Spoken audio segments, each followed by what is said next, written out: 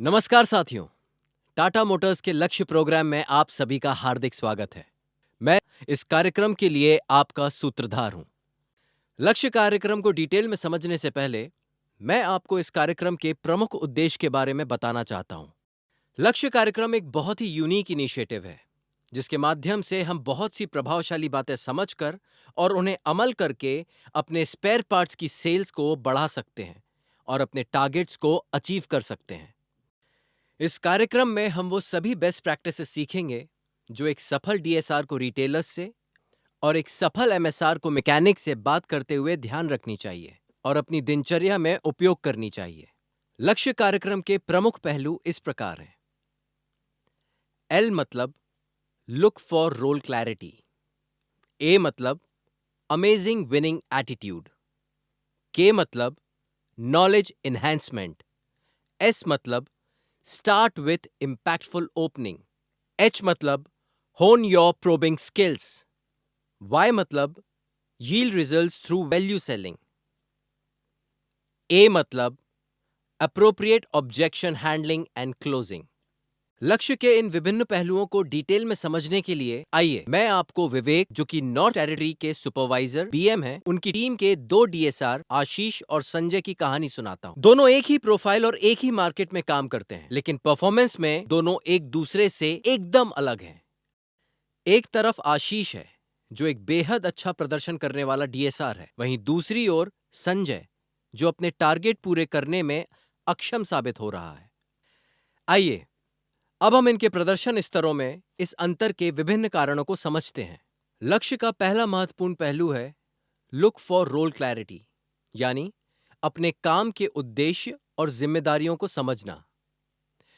इसमें हम ये सीखेंगे कि हमारी प्रमुख रोल्स एंड रिस्पॉन्सिबिलिटीज क्या हैं और उनका सही तरीके से पालन करके हम कैसे अपने असाइन टारगेट्स को प्राप्त कर सकते हैं। आशीष अपने काम के मुख्य उद्देश्य के बारे में पूरी तरह से जानते हैं, जो समय सीमा के साथ असाइन टारगेट या डेली वर्क्स मैनेजमेंट को प्राप्त करना और उससे अधिक करना और रिटेलर डिलाइट बनाना है।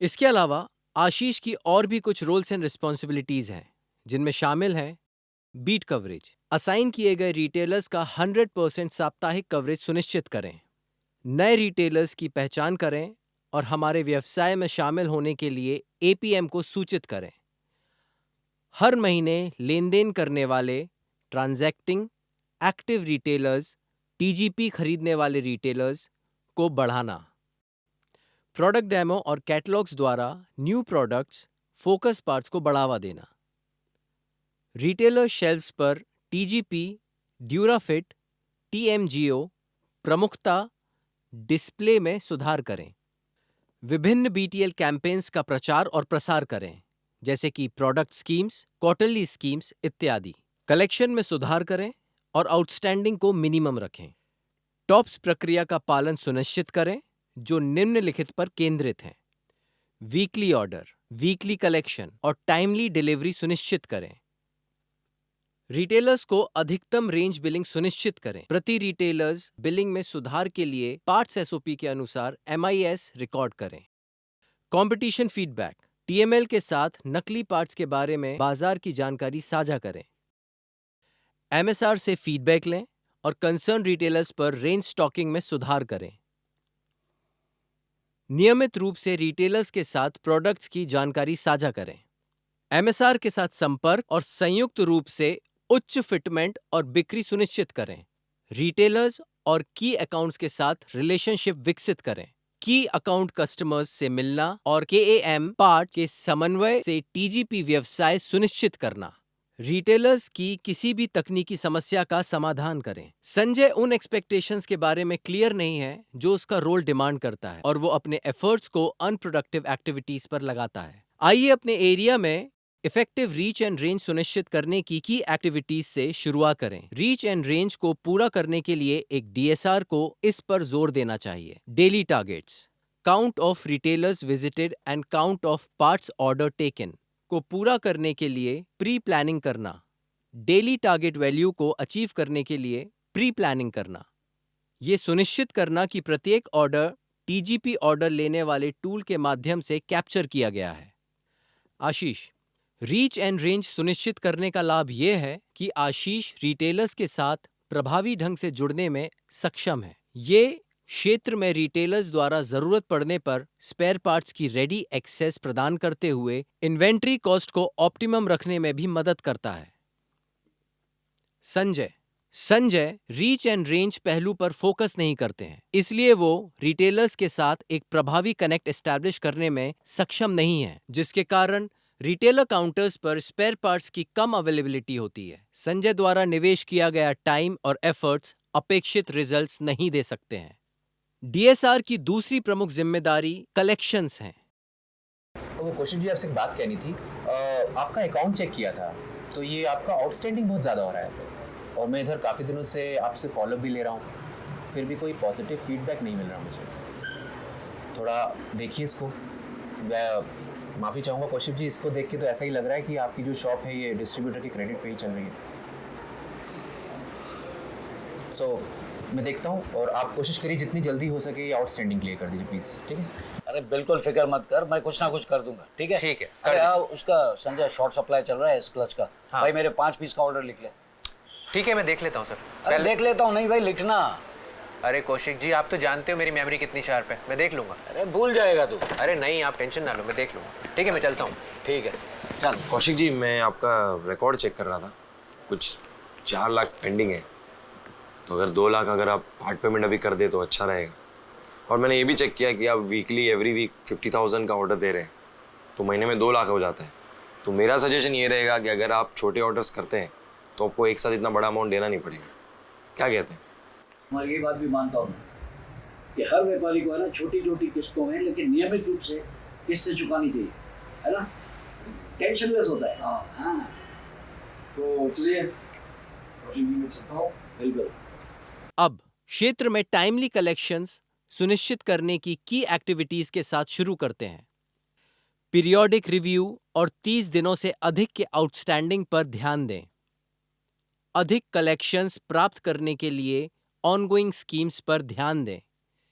सेकेंडरी चैनल फाइनेंसिंग के लिए जोर दें। 50,000 पर वीक ऑर्डर की उपलब्धि सुनिश्चित करना। आशीष, टाइमली कलेक्शंस पर फोकस करके आशीष बिजनेस में कैश फ्लो में सुधार करने में सक्षम है, जिससे नुकसान होने का जोखिम कम हो जाता है। संजय रिटेलर्स से कलेक्शंस के बारे में बात करने से हिचकिचाते हैं क्योंकि उन्हें रिटेलर्स से भविष्य के बिजनेस को खोने का डर है। इससे बिजनेस में कम कैश फ्लो और लो प्रॉफिटेबिलिटी होती है। डीएसआर की तीसरी प्रमुख जिम्मेदारी रिटेलर्स की समस्याओं का समाधान करना है। अब रिटेलर्स की समस्याओं को हल करने के लिए की एक्टिविटीज से शुरू करते हैं। क्रेडिट नोट के माध्यम से समय पर अकाउंट रिजोल्यूशन, स्कीम सेटलमेंट करना। टाइमली रिप्लेसमेंट, फिटमेंट से पहले और बाद में failure settlement. Loyalty programme, champion points. Retailers की समस्याओं को हल करने पर फोकस करके आशीष ये सुनिश्चित करते हुए स्पेयर पार्ट बिजनेस को स्मूथली चलाने में सक्षम है कि उनकी इन्वेंट्री ऑप्टिमम लेवल पर रहती है और उन्हें समय समय पर टीजीपी द्वारा शुरू किए गए विभिन्न लॉयल्टी प्रोग्राम्स का पूरा लाभ मिलता है। दूसरी ओर संजय रिटेलर्स से दूरी बनाए रखता है और उनके बिजनेस इश्यूज में शामिल नहीं होता है। इस वजह से संजय रिटेलर्स के कारोबार को स्मूथली चलाने में कोई वैल्यू ऐड नहीं कर पा रहे हैं, जिससे बिजनेस की प्रॉफिटेबिलिटी कम हो रही है। डीएसआर की चौथी प्रमुख जिम्मेदारी मार्केट इंटेलिजेंस है और इसे निम्नलिखित एक्टिविटीज द्वारा प्राप्त किया जा सकता है। कंपटीशन पार्ट्स और प्राइस पॉइंट्स के बारे में प्रत्यक्ष जानकारी। कॉम्पिटिटर्स द्वारा दिए जा रहे की ऑफर्स। कंपटीशन ब्रांड के फास्ट मूविंग पार्ट्स की जानकारी। आशीष, मार्केट इंटेलिजेंस पर फोकस करके आशीष पार्ट्स, उनकी प्राइजेस और कॉम्पिटिटर्स ऑफरिंग के बारे में अपने डीप नॉलेज के कारण रिटेलर्स से रिस्पेक्ट अर्न करने में सक्षम है। ये जानकारी आशीष को रिटेलर्स के लिए टीजीपी पार्ट्स को अधिक प्रभावी ढंग से बेचने में सक्षम बनाती है, जिससे हायर सेल्स हो सके। संजय पार्ट्स के विभिन्न एस्पेक्ट्स के साथ साथ कंपटीशन द्वारा दिए जा रहे ऑफर्स के बारे में पर्याप्त रूप से कुशल नहीं है। इसके कारण रिटेलर्स के साथ उनके मार्केटिंग एफर्ट्स को अनुकूल परिणाम नहीं मिलते हैं। जैसा कि हमने देखा है, एक डीएसआर की रिस्पॉन्सिबिलिटीज एंड एक्टिविटीज के बारे में स्पष्ट अवेयरनेस, जानकारी रखने से आशीष हाई परफॉर्मेंस प्रदर्शित करने और अपने रोल में प्रभावशाली बिजनेस रिजल्ट्स प्राप्त करने में सक्षम है। तो अब आप निश्चित रूप से जानते हैं कि यदि आप भी हाई परफॉर्मिंग डीएसआर बनना चाहते हैं तो आपको किन बेस्ट प्रैक्टिसेस